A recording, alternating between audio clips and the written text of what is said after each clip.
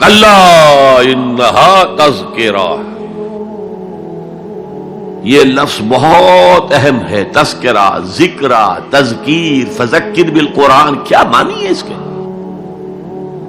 یاد دہانی صحیح ترین ترجمہ ہے، یاد دہانی. ایک ہے کسی کو کچھ سکھانا، نئی بات سکھانا، ایک ہے یاد دہانی. اسے ایک چیز معلوم تھی، کوئی بھول گیا، یاد کرانا. جیسے آپ کے کسی دوست نے آپ کو بہت قیمتی قلم دیا تھا، آپ نے اسے بہت سنبھال کر اپنے ٹرنک میں رکھ دیا. اب سال ہا سال ہو گئے، نہ دوست سے ملاقات، نہ وہ یاد. اچانک آپ نے کسی روز ٹرنک کھولا اور وہ قلم آ گیا، تو آپ کو دوست یاد آ جائے گا کہ نہیں؟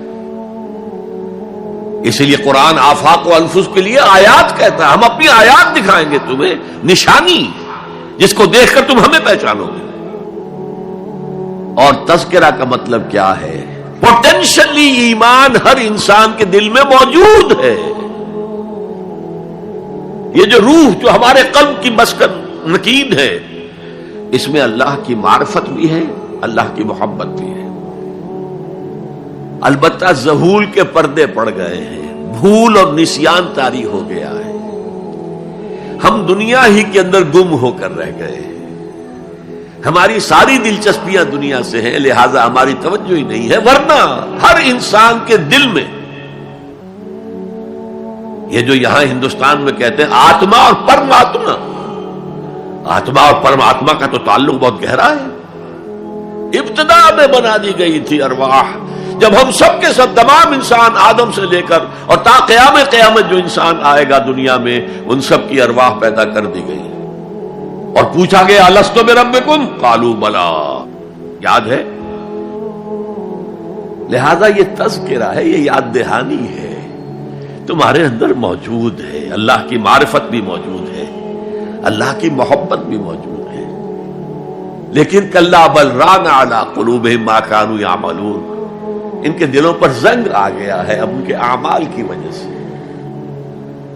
شیشہ جو ہے وہ زنگ آلود ہو گیا. حضور نے فرمایا ان هذه القلوب لتصدع كما يصدع الحديد اذا اصابه الماء، ان دلوں پر بھی زنگ آ جاتا ہے جیسے کہ لوہے کے اوپر پانی پڑتا رہے تو اس کو زنگ آ جاتا ہے.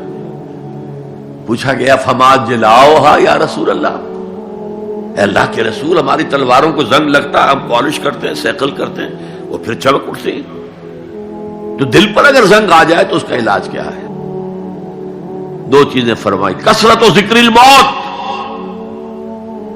و تلاوت القرآن. دو کام کرو کثرت سے، موت کو یاد رکھو، یہاں رہنا نہیں ہے، جانا ہے. یہ ہمارا گھر نہیں ہے، یہ ہماری منزل نہیں ہے. ہمارا اصل گھر جو حضور نے فرمایا انما الدنیا خلقت لکم وانتم خلقتم للآخرہ، یہ دنیا تمہارے لیے بنائی گئی، تم آخرت کے لیے بنائے گئے ہو. اسی لیے حضور نے فرمایا کن فی الدنیا کانک غریب وعابر السبیل، دنیا میں ایسے رہو جیسے راہ چلتے مسافر ہو یا اجنبی ہو. اپنے بارے میں فرمایا مالی ولی دنیا، مجھے تمہاری دنیا سے کیا سروکار، انما مثلی کراکب استظل تحت شجرۃ ثم راح فترکها، میری مثال اس مسافر کی سی ہے جو ذرا سستانے کے لیے کسی درخت کے سائے میں بیٹھتا ہے تھوڑی دیر. وہ اس کا گھر تو نہیں ہے، اس کی منزل نہیں ہے، پھر وہ اس کو چھوڑتا ہے، اپنا راستہ لیتا ہے. یہ اگر ہمارا تصور قائم ہو جائے، کلا انہا تذکرہ. اب اس کے بعد جو الفاظ آئے فی صحف مکرمۃ مرفوعۃ مطہرۃ بایدی سفرۃ کرام بررہ، یہ جو قرآن ہے، جو تذکرہ ہے، یہ بڑے ہی انتہائی پاکیزہ صحیفوں میں ہے.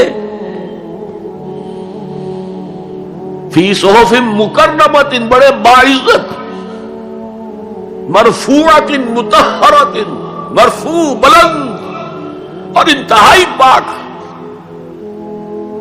بے ایدی سفرۃ، یہ کن کے ہاتھوں میں ہے؟ لکھنے والے وہ فرشتے.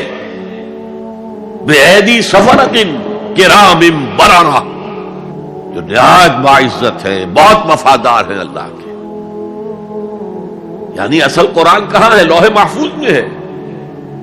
اصل قرآن کہاں ہے؟ ابھی اگلی جو پڑھیں گے ہم، کتاب مکنون، چھپی ہوئی کتاب کے اندر ہے. اصل قرآن کہاں ہے؟ وَإِنَّهَا لَفِي أُمِّ الْكِتَابِ لَدَيْنَا لَعَلِيٌّ عَظِيمٌ. یہ تو اس ام الکتاب میں جو ہمارے پاس ہے، بہت بلند ہے اور بہت عظمت والا ہے.